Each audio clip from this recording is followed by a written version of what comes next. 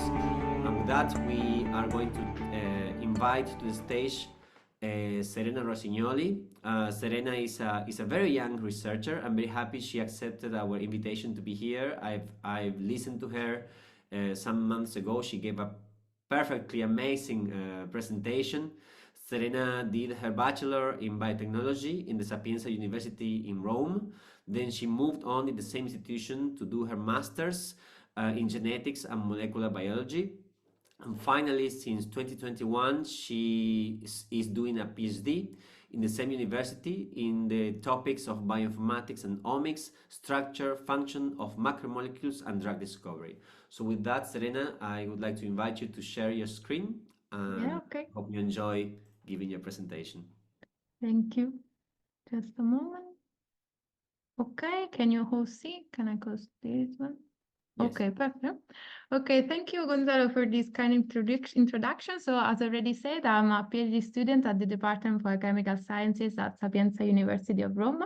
I just want to say that we are a multidisciplinary group that is working to synergize structural and cellular biochemistry with computational models. In this webinar in particular, I would like to delve into the recent advancements in our field through the point of view of structural bioinformatics tools that are available in our field, of course. Here, just a brief introduction. Can I in some way remove that? Oh, sorry. Okay. Just a brief introduction that I would like to delve into this webinar with a division that I like to make between a pre-AlphaFold and a post-AlphaFold area.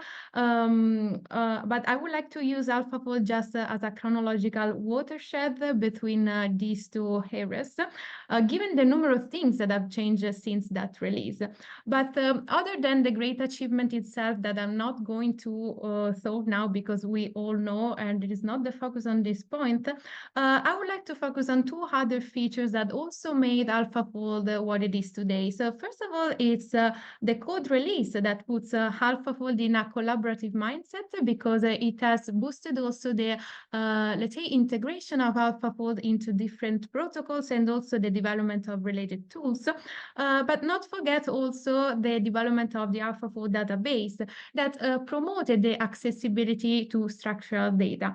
In a certain way, this allowed also everyone to obtain a computational model of the protein of interest with a minimal effort. So this broadened the accessibility to different type of research, but we started to reason about how this broader accessibility can influence different type of researchers in different ways. With this, I mean that on one hand, it can be useful to broaden the accessibility to and to gain structural insights also at in different levels of research, different type of research that was not thoughtable before. But it is still, we think that it is still important to leverage on those aspects that can guarantee for a proper interpretation of the model itself from, let's say, a biochemical perspective. I feel to say that because with the widespread adoption of and success of AI and computer science techniques in biology, the field continues to create a multidisciplinary environment. So we must consider that there are going to be people that are going to transition to our field as also new students of the recent years who are only going to be witnesses of this post-AlphaFold area. But I think that there are those people that have worked on this also before, that this type of insight that they are going to, that they are able to reason on still must be useful insight also in this post-AlphaFold era. And so, even if there is a huge, let's say, speech that can be done on this part, from our side, we started to reason from the perspective of the development of tools for assisting structural bioinformatics By reasoning on the features that could help in conveying the biochemical principles which are underlying the prediction of the structure of a protein.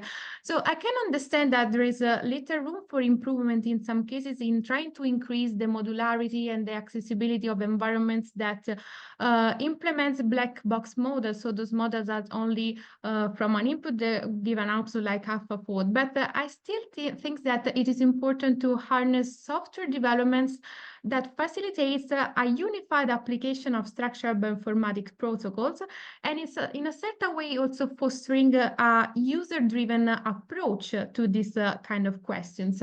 So first of all, I have started to analyze the tools that have been developed in our field from the Biodel tools annotations.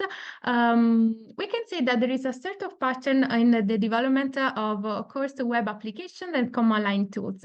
We know that web applications are a lot popular because they are easy to access, but we may also say that they are rely on servers, and sometimes you don't have so much control over them. But the other way, we still have command line tools, but we know their importance, and of course, but I would like to focus the attention a bit more on the desktop applications that still seems to be rare in this field, maybe because there is a certain, let's say, some hampers in in their development, but we can come to this back later.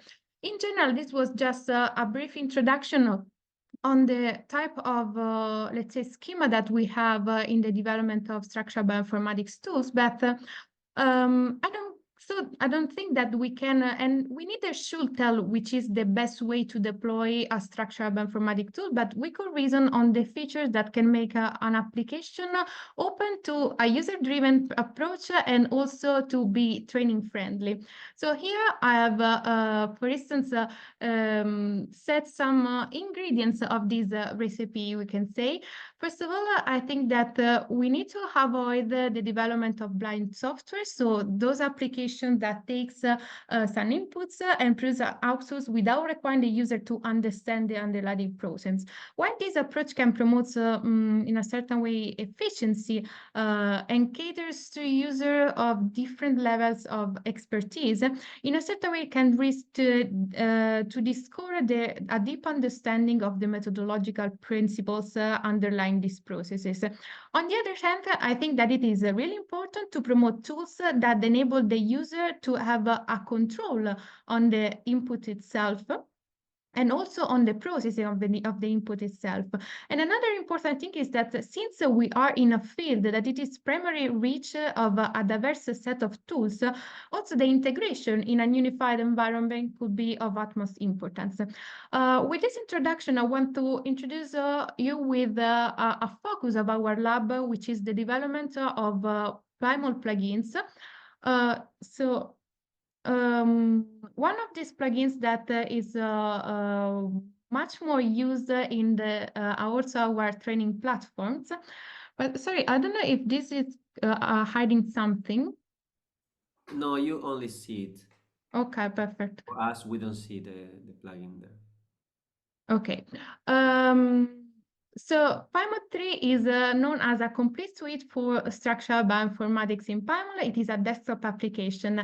And in here, I want to add some other two ingredients to this recipe, because even if these three can also be broadened to different type of softwares, but there are some things which are peculiar also for our field. In this case, I think that it is really important to, when possible, to implement a way to promote the editing of multiple sequence alignment. This can, from a side, help researcher to faster this process. On the other way around, we saw that it is really important for new students to understand what also these simple steps that sometimes are in a certain way overshadowed because they are just done by server on some cases. On the other way, it is also important, and for this way, distinctly we exploit PyMol because we like the possibility to directly exploit a very common graphical user interface for the graphical visualization of proteins. And in this way, since PyMol is implemented directly in PyMol, we can also have the mapping of some analysis on the protein itself. So in order to show some other features of PyMod, I really like to use this kind of example.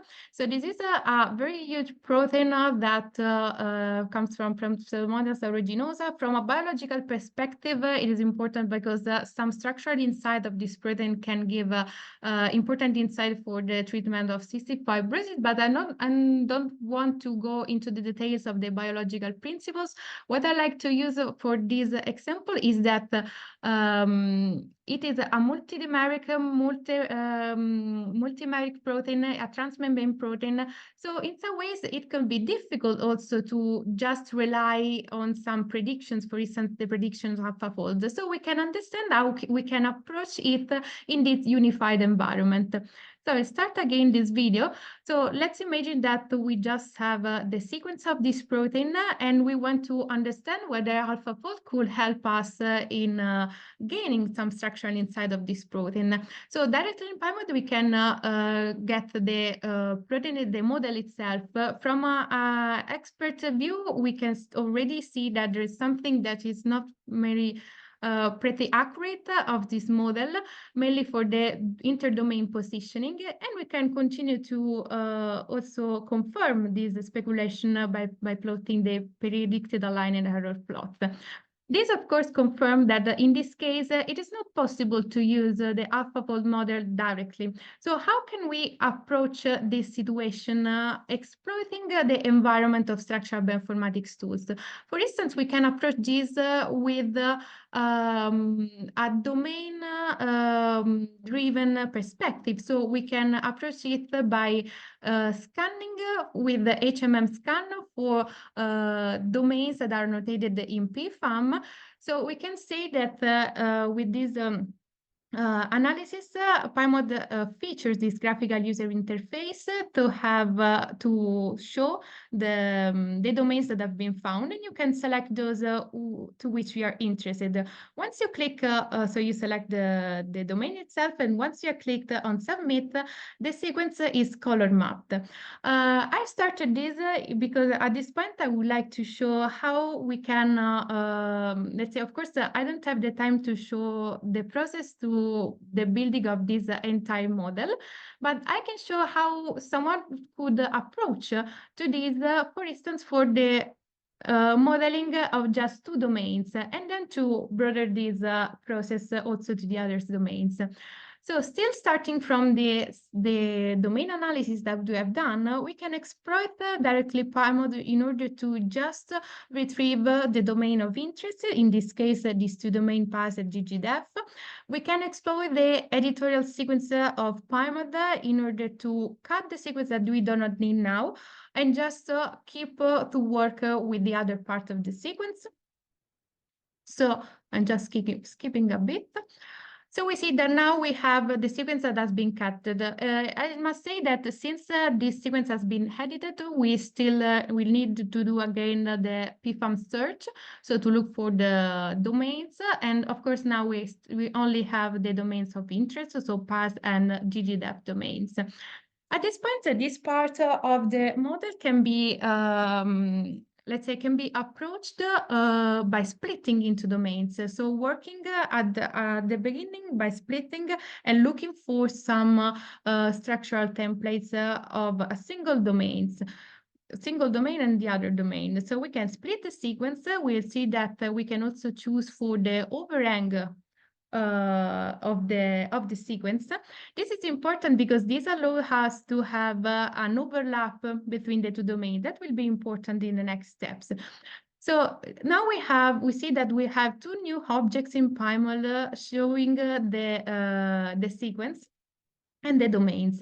We start by looking for some structural templates by running a local blast on PDB. I just want to repeat that I'm not going into the details of the reason to choose some templates with respect to the other, but what I want to focus the attention on now is that it is still important also to do not put these, let's say, these steps of the structural templates of choosing the structural templates as an automated manner, but it's important still to choose and to have a platform that allows you to choose it with a graphical user interface, not just by, for instance, a percent of sequence identity without the user to put its hands on this process. So at this point, we choose the structural templates of interest, and we can do the same things with the other sequence that is present in our environment. So we still run a blast search, and we select another structural template for this protein, for this other subdomain. I will skip a bit. So now we have in PyMod these two clusters, which are the two domains aligned to the structural templates that have been chosen. Since we still have the original sequence, we can now fuse these two domain alignments into a single one. Also because we have the overlap of these two sequences, and also the structural templates are going to overlap on that part. This is done, I don't know if it was too fast, but this is just by clicking on the starting sequence and click on fuse domain alignments. At this point, we can, first of all, retrieve the structure templates that have been chosen. This is the I think that now I will skip a bit because we are just cleaning the environment, because we do not need anymore the splitted sequence of the two domains, because we are going to rely on the entire one. So here I'm just deleting the sequence. I'm going to skip this part a bit. At this point, we can retrieve the structural templates, just the it part, so just the part that has been found to be the template for that particular domain. And we, by clicking on the original sequence, we can now run, for instance, an homology modeling by exploiting Modeler. In this case, I have found that the best results are given by choosing an optimization level high, and this objective function that has been developed in our lab, which adds statistical potential to the objective function of Modeler. And we see that it is very precise in creating the final model. So I'll also skip a bit this part. So this is the graphical user interface to set up modeler options. Also in this case, another important thing, of course, is that PyMod implements the modeler itself in an intuitive environment. We can continue with that. Okay, this may take some time, so I'm going to skip that. Okay, and so when the models are ready, we can exploit the DOPE score of this model. I'm going to skip that. And then we can exploit directly PyMol in order to show the structure inside and show the models themselves. Here I'm cleaning a bit the workspace. So I'm removing the structural templates, and we will have the three models that have been made with Modeler itself. Okay, so this was just, let's say, an introduction to show how in a single environment with few clicks, we are able to make the predictions of course, exploiting homology modeling, but make the prediction of two different domains of the same protein. As I was saying, I don't have the time to continue, but of course, with the same logic, we can continue to create also the model by adding the new domains. What I wanted to say that I did an example by exploiting the structural templates that are found in the PDB, but of course we could also think about if these structural templates are not available, we could also think of using some parts, for instance, of the AlphaFold models or some other models that are present in other cases. For instance, those parts which may be can show the highest PLDDT score. So we can have an highly accurate model of a part of the protein, and that can be exploited in combination with some of the protocols, which are, let's say, the driven methodologies in the anti-AlphaFold era, in the pre-AlphaFold era. And in combination, we can create a complete model of a protein in an integrated environment. So here I had the opportunity, so I'm still showing that we can continue with adding some other domains, so the transmembrane domain and the periplasmid domain. And I've had the opportunity to show some of the features of PyMod, mainly the domain assignment and the domain fusing and homology modeling.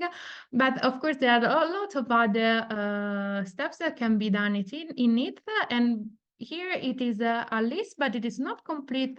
For a comprehensive list, please refer to the PyMod 3 user guide. I would like to thank everyone for this opportunity. But I would like to first handle with this, let's say, description of the research software engineer that I've found online. I like it very much because it conveys the message of how much it is important to have both, let's say, a background on the biological part, so on the structural development, but also to have expertise in software development in order to make this tool really user-driven, intelligible, and training-friendly for everyone. I would like to thank the main developer of this third version of PyMod, and then I pass the, let's say, the part of this research software engineering to a new master thesis that is now working on this, and that is working also to continue to implement, because we still think that also in the post-AlphaFold era, it is still important to harness on the software development from this kind. So thank you to everyone. Thank you, Serena. So, Serena, I think this is a great development for the reasons I said. Do you have any measurement of how much people are using it? What are the functions they use the most? And for example, if have you had any requests into about, for example, including new functionalities and so on? I mean, I mean, there's a part in which one designs a tool, and then there's a part in which one discovers how people use it. So what's Yeah. your experience in that? Okay, we have a different type of experience from WhatsApp, because it is the main tool that we are using for training. So in our lessons, and I noticed that students like so much to use this type of tools because they can really understand what is going on. Instead, with some other students, we try to use some other different tools. It's not that they're not good, but students are not able to understand that. On the other side, we know that there is a matter for research software engineering, that a lot of people use the software, few people cite the papers. So, but we still have a lot of citation of our papers of PyMod, so we are very proud of that because it means that people are really using that. I think that the most important thing that they use is for sure the modeling part with Modeler, because it is very easy to use that.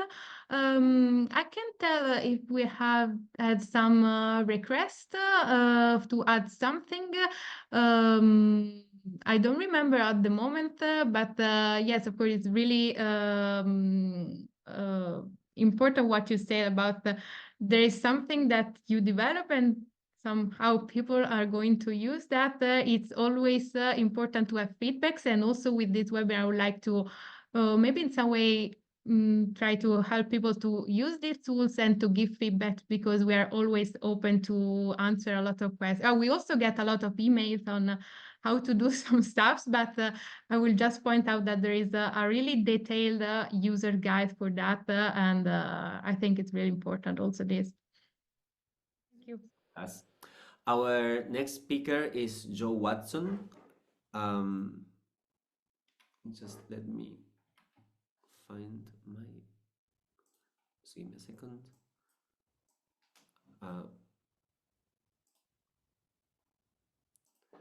Our next speaker is Joe Watson.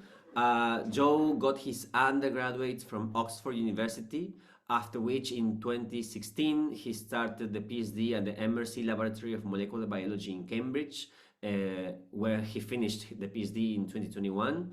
After this, he became an EMBO long-term postdoctoral researcher under the supervision of Professor David Baker at the University of Washington. And today he's going to talk about a tool mainly and things around it, which is R diffusion, which I think a lot of people may be aware of it. And if not, this is your really good chance to get from first hand how it works and to make whatever question you may have about it. So without anything else to add, Joe, we are happy to have you here. Fantastic. Thank you so much for having me. It's really great to be here. Yeah, and today I'm going to talk about, I guess, like the way we think about structure-based de novo design, and specifically some of the work that we've done in this field over the last couple of years. I'm centering this really on some kind of quite exciting and unpublished work where we've been trying to apply these methods to the design of antibodies. So yeah, quite a lot of new stuff today, which is exciting. But so, you know, at the Institute for Protein Design, we care about trying to design de novo proteins. And I think it's useful to ask kind of why do we want to do this, right? And simply put, you know, nature has really only explored a tiny subset of the possible protein landscape, you know, and importantly, evolution does not necessarily kind of select for the attributes of proteins that we care about in, say, a pharmaceutical or like a biotechnological perspective, you know, like evolution doesn't necessarily select for in vitro solubility or stability or these things that we really want when we're making, you know, proteins in kind of these biomedical or technological applications. So with de novo design, we kind of really hope to be able to derive new proteins with both new functions, but also kind of more desirable attributes, right? We want to be able to make kind of better proteins than those that nature has given us. And in lieu of a much longer introduction, I just want to tell you that the way that we kind of do de novo design typically follows this kind of four-stage pipeline. So, you know, firstly, we try and design protein backbones, so structures that we think would be capable of carrying out or holding some particular function. And once we have these backbones, we try and find sequences that can encode those backbones. We try and find sequences that, you know, when expressed would fold to that particular structure and would have the function that we desire. And typically, we can design many, many more sequences than we're able to test experimentally. So we need really, really good computational filters to, you know, separate the good designs from the bad designs. And then finally, we take those designs that we think have a good chance of working into the lab, and we express these and experimentally test whether or not they have the function that we desire. And, you know, for many of the applications that we really care about, the big limiting factor a couple of years ago was our ability to make protein backbones. We were limited by our ability to make structures that would be able to carry out some function. We got quite good at these other steps, but we were really limited for a huge number of applications in our ability to make these protein backbones. And this was really the work of my postdoc, was trying to develop sort of general methods to improve our abilities to do this step alongside many, many really excellent collaborators. But the work I'm going to tell you about today is about a neural network that we trained called R diffusion, which kind of built directly on advances in structure prediction that Serena has mentioned in the previous talk, but also then in advances in kind of generative models for other areas such as image generation. And specifically, we turned to this sort of class of generative model called diffusion models. And I think this is a really nice schematic for kind of like demonstrating how diffusion models work. The basic kind of principle is that you have some data or like a data distribution. So in this case, this is like images of dogs. And you can define some corruption process or noising process such that you can kind of iteratively add noise to this data, right? So that, you know, halfway through, you have these noisy images, which still clearly bear some dependence on your starting data. But with sufficient additions of noise, you converge to a kind of random distribution. So typically we use Gaussian noise. Many Gaussians drives you towards a random Gaussian distribution.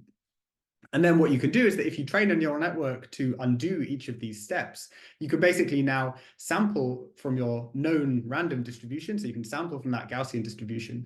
You can feed that into your neural network. And then over all of these kind of iterative steps of denoising, your neural network will now land you at data which very closely matches the distribution of data that you trained on. So it can now generate new images of, dogs in this case. So diffusion models have really been shown to be state of the art. These are what underpin kind of DALL-E and these models that many of us will be familiar with.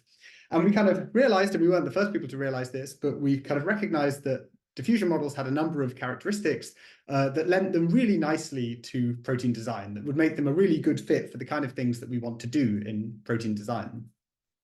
So, firstly, because you have this, you're sampling from this random distribution, and actually at each step of denoising, you are adding further noise, further randomness. And what this means is that you can generate essentially endlessly diverse outputs with these models. So you can sample as many things as you like. And this is amazing, right? Because this gives you many, many shots on goal. If you're trying to do a hard problem, it's nice to have many different starting points. At least in the way that we formulated this, we can also operate directly on amino acid coordinates. So we're building protein structures, but we're building them from the actual backbone, amino acid backbones, essentially. So we can operate directly on the coordinates themselves, which is very handy.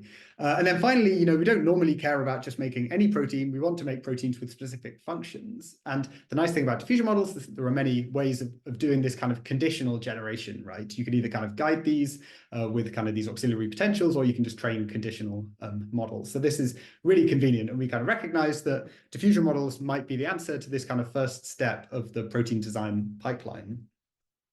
And we therefore kind of set out to train a diffusion model for protein backbones. So the principle is the same, right? You start from known data. So this is protein structures in the protein data bank. And you can now define some corruption process which drives you from protein structures to random Gaussian distributions, essentially, and uniform distributions of rotations. And you can then essentially train a neural network to reverse that process such that now you can sample from that known distribution and now hopefully generate new proteins. So this is the kind of principle, and this is what it looks like when we actually train this. So, you can basically see at the start of this that you have these kind of balls of random amino acid frames, and then these get denoised to generate, in this case, a big symmetric oligomer. So this was our diffusion. We trained this neural network. I'm not going to go into all of the details about this now. This is now, this work has been out for a year or so now, so people can read about this if they're more interested in the details. But just to say that we were able to really apply this to a whole range of different problems. We were able to show that this could, for many of the problems that we cared about in protein design, be this kind of first backbone generation step. So it was kind of met this kind of broadly applicable criteria. But the one thing I am going to focus on here is this bottom left one, this binder design problem. And, when we do binder design in RF diffusion, essentially what we're doing here is that we're saying, here's a target protein, make me a protein that binds to this. And this has been a kind of like quite long-standing challenge in protein design, right? And it's because, being able to design binders is really phenomenally useful.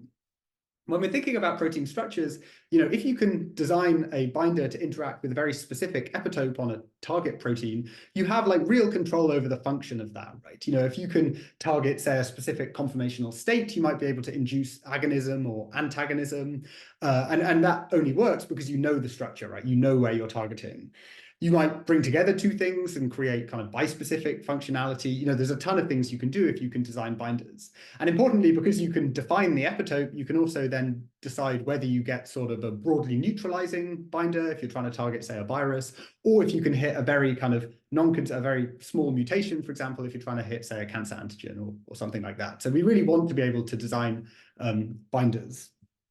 And, in the paper, we were able to show that RF diffusion really excels at this task. So, now it's quite a simple process to make a binder. You can basically take a target protein, you can specify a few residues that you want to interact with, and you can now do this denoising process, and you can, sample noise and then generate nice sort of shape complementary binders that interact with that target protein, and you can then find sequences that encode them. And what we find is that these work really nicely in the lab. So in the paper, we were able to design binders to 5 different targets. And the really cool thing about this is that we were just able to do this with dramatically higher success rates than we were previously able to. So when we compare sort of our success rates on these same antigens versus the kind of original binder design pipeline, you can see that we're, in many cases, 2 orders of magnitude higher efficiency at creating binders now than we used to be. And what this means is that we can now do much smaller scale and faster experiments to generate binders. So we can actually, get binders much, much faster than we were previously able to. And, since this work, there have been 40 or 50 cases internally of successful binder design campaigns, including to targets that we weren't able to get binders to previously. So that's the kind of really exciting thing about what new technology can bring you. And this is just one of the structures that we've solved now. And, invariably, when you get these binders, they bind as you design. So this is just showing a cryo-EM structure of the design model shown in purple and the cryo-EM structure shown in gray. And you can see that, they're essentially indistinguishable. This binds exactly as we designed it to bind. So, that was RF diffusion. The paper is published. It has a very detailed supplement if people are interested in the details and more of the data. And the code is also completely freely available. It's on GitHub. There's also a Colab fold that makes this really kind of easy to run. So yeah, do check it out if you are kind of keen to try and integrate these things into your research. But the stuff I really want to talk about today is, moving on from this. So, I've told you that binders are really good and important. And actually, many people have worked on de novo binder design. So originally, this was cracked with a kind of Rosetta-based pipeline. We then made advances. Bruno Correa's lab have this massive method for designing protein binders. And what you can kind of realize from looking at these is that all of these methods typically rely on making very kind of rigid interfaces with the target epitope, right? They bind predominantly through helices, sometimes through strands, but with these highly ordered and highly rigid interfaces. And the kind of interesting thing is that that's not how nature does it, right? When we think about what nature does, the way that nature has solved the binder design problem is through antibodies, right? Combinatorial shuffling of CDR loops, right? So they make loop-based interactions, which are, in the antibodies case, able to interact with, most epitopes that your body will encounter. And this is inherently more challenging, right? Because antibodies are binding through these flexible loops, and no one to date really has cracked how you design these sort of much more flexible loop-based interactions. And that's how kind of essentially all immune systems have done this, both in antibodies and nanobodies in camelids and sharks, and then you have these kind of synthetic versions. But fundamentally, these are all binding through loop-based interactions. And we kind of wondered, coming out of the RF diffusion project, could we actually train a diffusion model to do de novo antibody design? This is a kind of, properly unsolved problem, but, with collaborators at the IPD, we wondered, maybe now is the time to try it. So with Nate Bennett, who's really co-led the computational side of this project, and then Rob Rigot, who's led the experimental side, and Andrew, who's been doing the cryo-EM, we really set out to do this, along with a number of amazing collaborators on this project. And so, what we'd learned from RF diffusion is that, this kind of way of training generative models yields models which can generate very high quality and also diverse protein interfaces, right? And although antibodies bind through these loops, fundamentally, it's the same thermodynamics that govern these interfaces. So we kind of thought, can we apply RF diffusion to do antibody design now? So in other words, can we, train a diffusion model whereby we sample random noise, and then the model kind of progressively denoises this to generate an antibody that would interact with the specified epitope. So you would provide a target and some specification in orange of where you want to design an antibody to bind, and then you would get an antibody that interacts with that.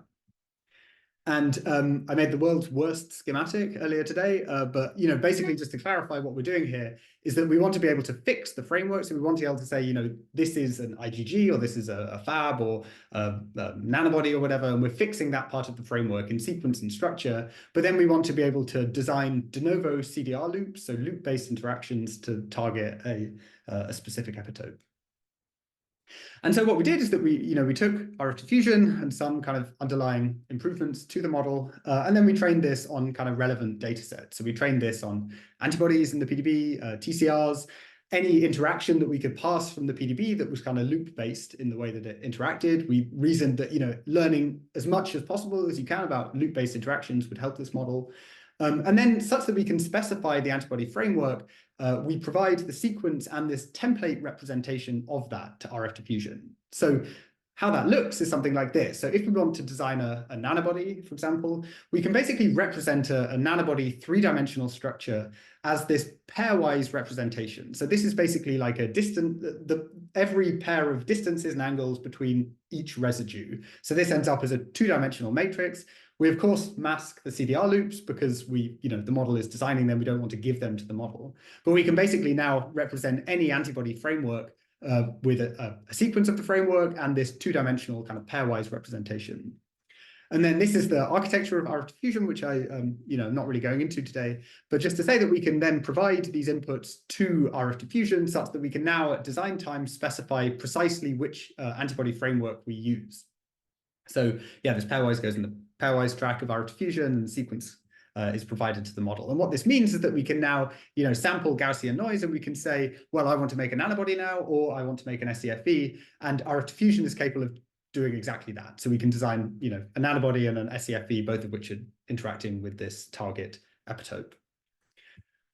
Another really nice thing we want to be able to do is, although we care about where the antibody is binding, we don't really care about the rigid body orientation of the antibody to the target, right? We want that to be sampled by the model, so long as it's, finding different ways to interact with that same epitope.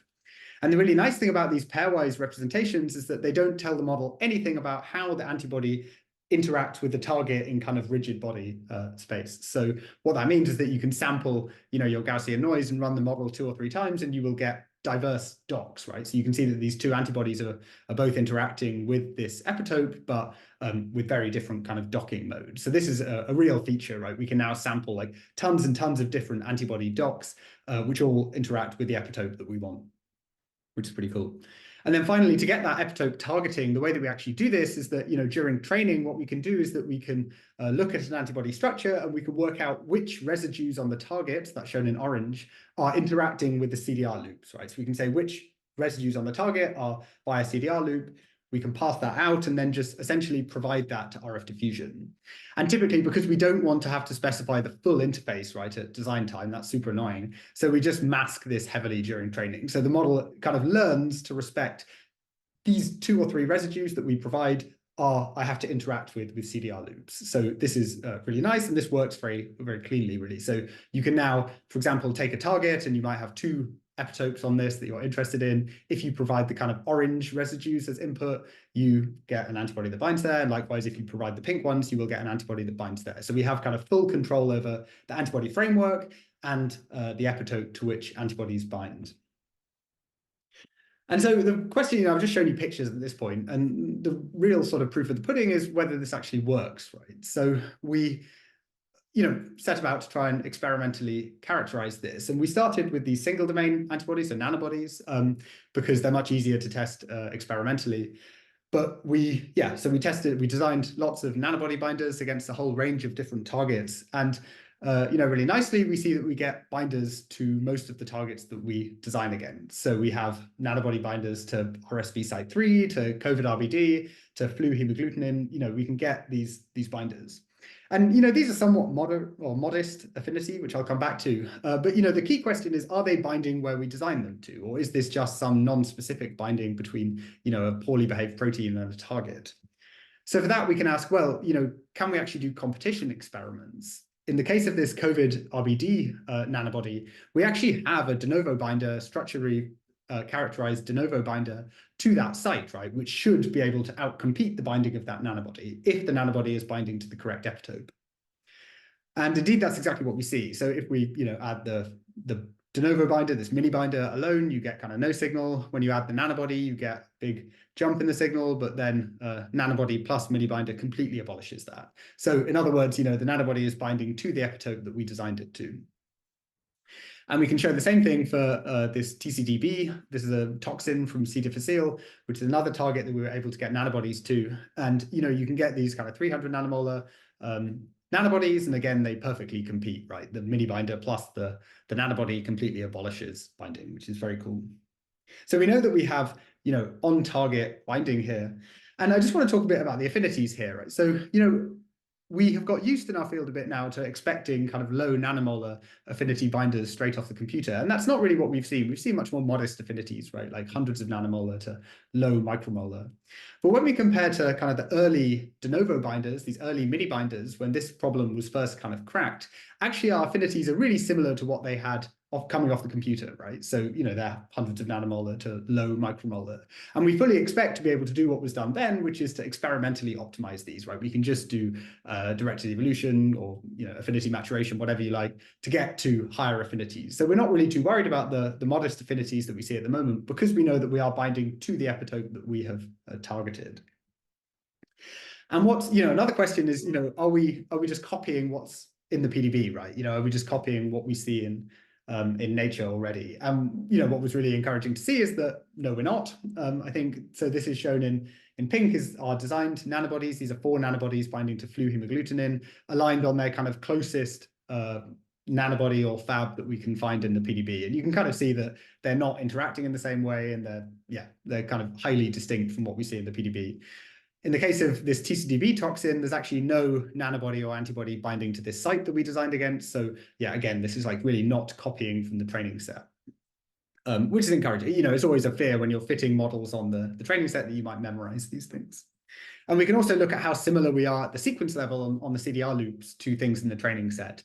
And again, we find that, you know, we're not that similar, right? We obviously show some similarity to CDR loops. These are relatively conserved in some positions, but you know, overall, there's no sign that we're kind of memorizing and regurgitating the training set. And also, of the ones that work experimentally, it doesn't seem that these are more similar to the training set than ones that don't work. So we're really confident here that we are doing, you know, properly de novo design of antibodies and nanobodies, and that this is generalizing beyond what we see in nature. So then really the final question is, you know, how accurate are these? I've told you that they're binding to the correct epitope, but that doesn't mean that they're necessarily, you know, totally structurally accurate. So here we, you know, turn to cryo-EM to try and resolve this question, right? So we took a nanobody to flu hemagglutinin, and you can see, it's a bit hard to see at the top, but you can see in these class averages that you get really nice particles here. And when we do a 3D reconstruction, you can already see the nanobody bound here, right? You don't have perfect occupancy, which I'll come back to, but you can see the nanobody binding to the stem of this flu hemagglutinin. And when we solve the kind of high resolution cryo-EM structure here, you can really see that the nanobody is binding almost exactly as we designed it to. You can see that it's kind of pushing up this glycan in teal, and the overlay of these design model and cryo-EM structure is, you know, really, really close. It's binding exactly kind of in the mode that we designed it to. And when you look at this CDR-H3 loop, you can see that, you know, it's really extremely accurate. And this is just showing the overlay here of that. So we're about 0.8 angstroms off on the CDR-H3, which, given that this is the longest of the loops and the most flexible and hardest to model of loops in antibodies, we were really, really excited to see this. And you can actually look at the side chains and see that the rotamers are really kind of almost in the perfect position, which was just incredibly exciting. Fun thing to note about why we don't see full occupancy, we didn't notice that there was a big glycan here in the structure. So actually it's quite cool when you look at the unbound protemer and the flu hemagglutinin, you can see this glycan is occluding the binding site, but when we get the nanobody bound, you can really see it like pushing up the glycan. So yeah, a mistake, but it's quite cool to resolve that by cryo-EM.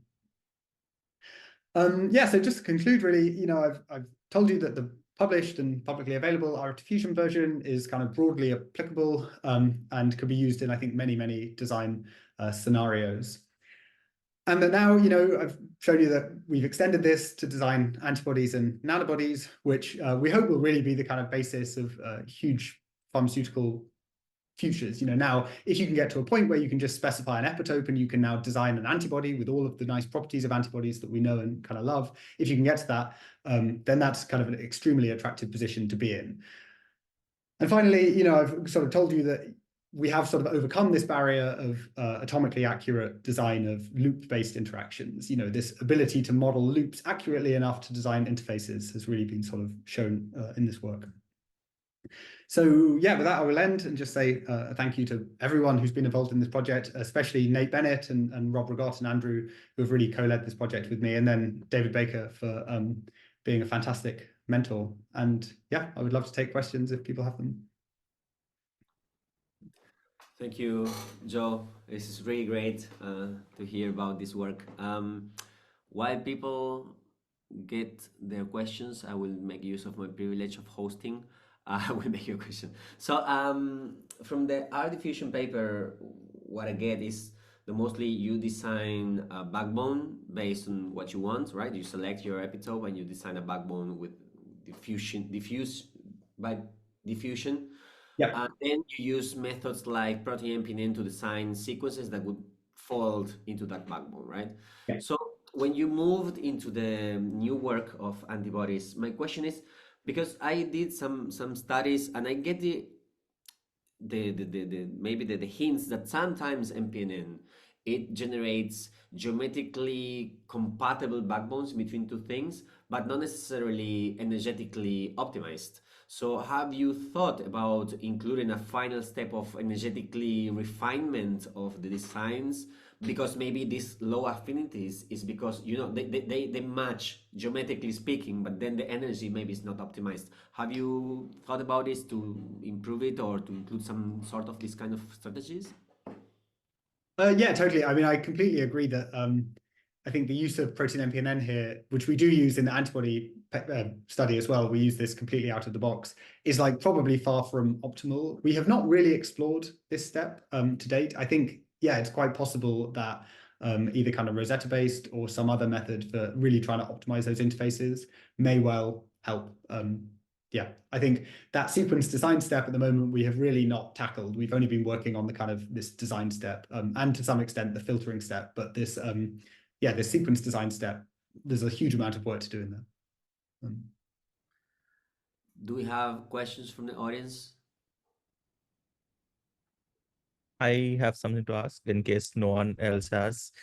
So I yesterday came across this paper from Baker Lab about RF diffusion model to model protein small molecules and others. So how is that technique different from this, or is it based on the same concepts?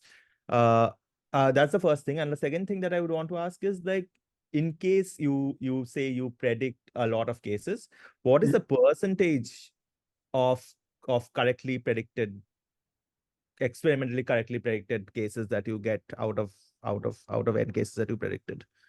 So these are the two things that I wanted to ask. Yeah, so indeed the kind of this RF diffusion all atom is now out.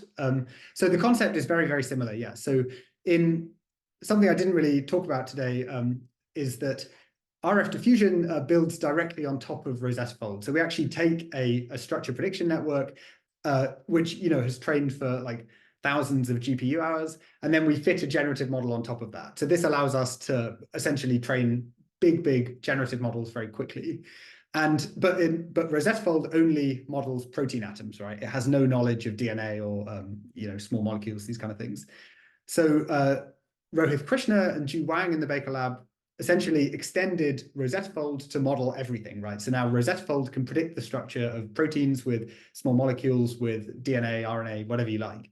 And then, once you have that model, you can essentially apply the same principles that we applied in the original RF diffusion paper. So Woody Ahern was able to then take that all-atom Rosetta Fold model and then fit a generative model on top of that, such that you can now do protein design in the presence of, say, a small molecule or DNA or something. So it's conceptually very similar on, exactly how this is done, but it allows a whole load of kind of new questions to be answered. On the success rate question, yeah, this is a great question. I think we have, at the moment, approximately like a 1 to 5 or 6% success rate. So yeah, I think we'd like to push that to the point that we're at with kind of de novo binder design, where we can often get 10, 20, 30% success rates. But at the moment, compared to kind of screening random libraries where you might have 1 in 10 to the 7 or 10 to the 8 or something, we're doing pretty well. So. We do have a question from the chat. How did you design the CDR sequences on top of the R diffusion backbone? Also with protein MPNN or with something antibody specific? Yeah, so at the moment we just use protein MPNN. Sorry, I moved slides. Yeah, we just use protein MPNN. I think the sort of challenge and what I wanted to show, it's hard to get to the slide if I go all the way back to the beginning. is that, something which I haven't really spoken about today, although we've been doing a lot of work on, is, building out this whole pipeline, right? This pipeline works really well. If you can, design backbones, design sequences, and know on the computer which of those are good, then you're in a really nice position, right? Because now you can, like, if you have a really good computational filter, you can kind of like know that you're getting better at these steps without having to do experiments. We've done a huge amount of work building on this and have had some success, but I think we're not as good at this yet as we would like to be. And because of that, because we can't reliably optimize these upstream steps without doing experiments, we tried to kind of fix as many components as we could, right? So we just thought, let's not touch protein MPNN. We know that protein MPNN is pretty great at designing sequences. We assume that will translate to the CDRs, so let's just fix that.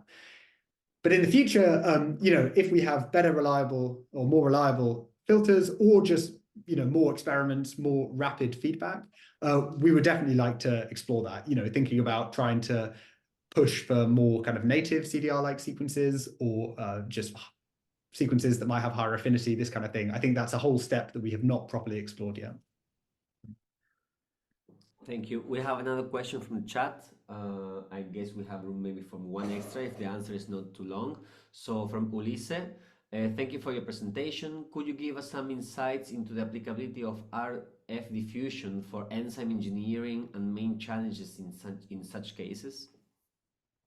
Yeah, totally. So I think here, we in the Baker Lab often think about kind of properly de novo design. So when we think about enzyme design, we think about designing kind of properly de novo enzymes that are not related to natural ones. In this case, extending RF diffusion to model everything is really convenient, because now you can, say, take a substrate, you might position side chains such that, you're trying to stabilize that transition state, and then you can try and build a protein around that, essentially. So, this is how I would pose that problem. You would position side chains such that they would hope to stabilize the transition state, and then you build a protein around that. This is still a very hard problem, because of course that is not really modeling anything about the kind of kinetics that you require in an enzyme.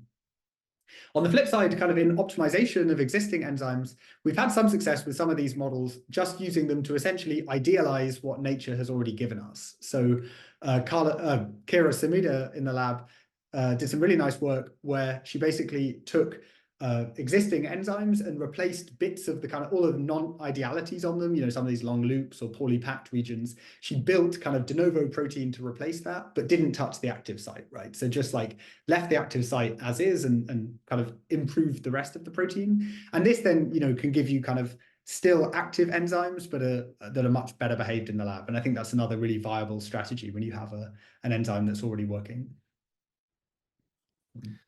So there's a person who says, thank you very much for your presentation and time. And the last one, so we close with this.